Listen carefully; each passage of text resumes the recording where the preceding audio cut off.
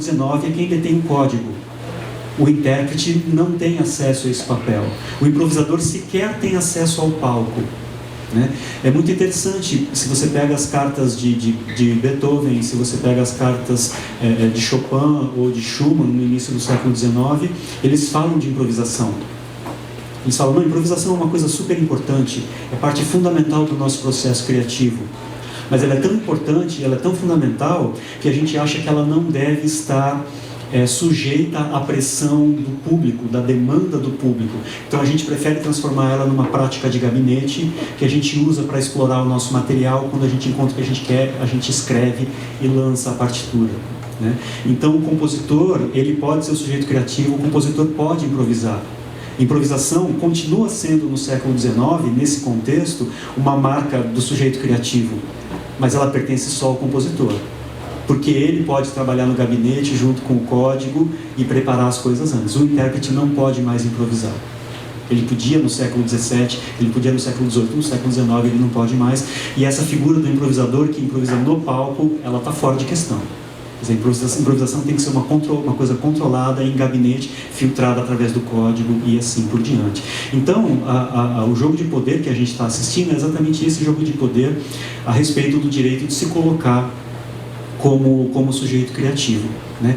E aí o Foucault ele dá mais uma ferramenta interessante para pensar isso, ali no texto, na conferência, que ele vai chamar de O que é um autor, né? Que é o seguinte, ele vai falar de uma inversão muito curiosa que acontece durante o período clássico, que é o fato de que, até o Renascimento, textos com teor de verdade necessitavam de autoria. Você legitimava textos com teor de verdade, textos protocientíficos na época ainda, né?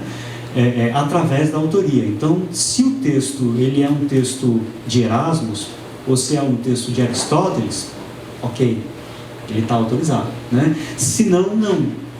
Quer dizer, você legitima, né? A verdade daquele texto depende do autor. O autor é necessário para legitimar esses textos. Enquanto que os textos de teor poético, com teor artístico, não. Não importa saber quem escreveu a balada que conta a história do rei Arthur, o romance do Lancelot com a Guinevere, ou seja lá o que for. Não, você pode até eventualmente saber quem foi que escreveu, mas isso não é importante, não é relevante. Quer dizer, até o Renascimento, textos com teor de verdade necessitavam de autoria para se legitimar. Textos com teor artístico, não. A partir do período clássico, isso começa a se inverter. Na medida em que o método científico se configura, você passa a prescindir do autor para legitimar textos com teor de verdade. Nesse contexto, se o texto contém o método e o método está aplicado corretamente, o texto está legitimado, não faz diferença quem escreveu, ou quase não faz diferença, né? Quer dizer, o método científico ele diminui a importância de autor para os textos com teor de verdade, enquanto que na arte passa a acontecer o contrário. Os pintores começam a assinar seus quadros, o autor do texto literário passa a ser importante. A discussão do Dom Quixote de La Mancha a respeito de quem é o autor do Dom Quixote e quem pode contar as histórias é fundamental, né? Você passa a precisar do autor para legitimar o texto artístico. Na realidade, o autor ele passa a ser uma parte fundamental do debate a respeito do trabalho artístico. Quem discute arte discute o autor, necessariamente, né? E é interessante que o Foucault explica por que isso acontece com os textos com teor de verdade, mas ele não explica por que isso acontece com os textos de teor artístico. Ele não diz, ele diz por que o texto com teor de verdade, o texto científico não precisa mais, claro, por conta do método, mas ele não diz por que de repente você passa a necessitar do autor para legitimar textos artísticos, né? Ele deixa esse buraco em aberto, né? O que ele vai dizer só é que no momento em que a autoria passa a ser entendida como propriedade, como transgressão e imputabilidade, você tem essa inversão, né? Então o autor do texto com teor de verdade ele não passa por esse processo. O artista ele é o cara que vai passar a ser dono do seu discurso, ele vai passar a sociedade vai passar a enxergar esse discurso como uma transgressão. Então o discurso artístico não é mais um discurso de reforço de uma tradição, de reforço de uma identidade, pelo contrário, ele é sempre um passo para além daquela identidade, ele é sempre um passo para além da tradição, necessariamente, senão no contexto dessa burguesia ele não se legitima como obra artística, né? E ele vai passar a ter esse caráter de imputabilidade. Quem foi o Manet que escreveu isso aqui? Certo? Então, mas ele não aprofunda, ele não desenvolve essa ideia, né? É aí que eu vou sentir necessidade de buscar o Rancière, na realidade, por sugestão do Marcos. Cadê o Marcos? Está ali, né?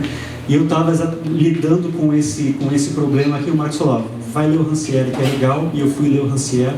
E o Rancière traz algumas ferramentas, e aí a gente entra na parte da minha pesquisa que está em andamento, está sendo desenvolvida ainda, né? Que é esse momento onde eu estou descobrindo o que é a partilha do sensível, a ideia de partilha do sensível, que é muito interessante, que é a ideia de que não há uma divisão clara entre arte e política, que na verdade não é nem entre arte e política, a arte é uma consequência, não há uma divisão clara entre política e estética, né? Quer dizer, o Rancière ele vai se colocar contra a ideia de uma politização da arte ou de uma estetização da política, como você tem no Walter Benjamin, por exemplo, né? Ou eventualmente em Adorno. Ele vai falar, não é isso. A arte é política, e a política ela é estética, necessariamente. Quando Platão expulsa os artistas da República, ele não está expulsando a arte da República, ele está expulsando a política da República. Ele está expulsando aquele mecanismo que vai perturbar a situação de cada indivíduo estar no lugar adequado, no tempo adequado. A arte é o que tira, a arte é aquilo que perturba a partilha do sensível, perturba a forma como a gente sente e percebe o mundo e que a gente se coloca nos tempos e lugares adequados no mundo, né? Então, para o Rancière, essas duas coisas estão necessariamente juntas. E aí tem isso desde Platão e Aristóteles, e ele vai dizer que naquilo que a gente chama de modernidade, né, acontece um fenômeno curioso. Na verdade, ele vai dizer que a modernidade é um nome meio equivocado que a gente dá para um fenômeno particular, que é o que ele chama de revolução estética. É uma transformação na nossa forma de sentir as relações do mundo. Ela é o momento em que a gente começa, é o momento em que a gente cria um status especial para a arte separado da política, né? Quer dizer, essa separação ela não era clara antes. Você passa a ter um funcionamento da arte desconectado de uma funcionalidade, desconectado do ritual, desconectado, pelo menos em discurso, das instâncias de poder, e você passa como é que eu vou dizer? Você passa, pelo menos em discurso, a despolitizar a arte, né? Mas ao mesmo tempo a arte está o tempo todo voltando, retornando e interferindo e reclamando esse espaço dela dentro do embate político, ou dentro do espaço, por essa partilha dos espaços, pela partilha dos tempos e locais adequados, né? E aí, para mim, isso é muito interessante, porque aquela disputa de poder que a gente vê nessa história do objeto, do discurso, que é a improvisação, essa disputa a respeito do sujeito, da posição do sujeito criativo, eu passo a interpretar ela como uma disputa pelo direito de determinar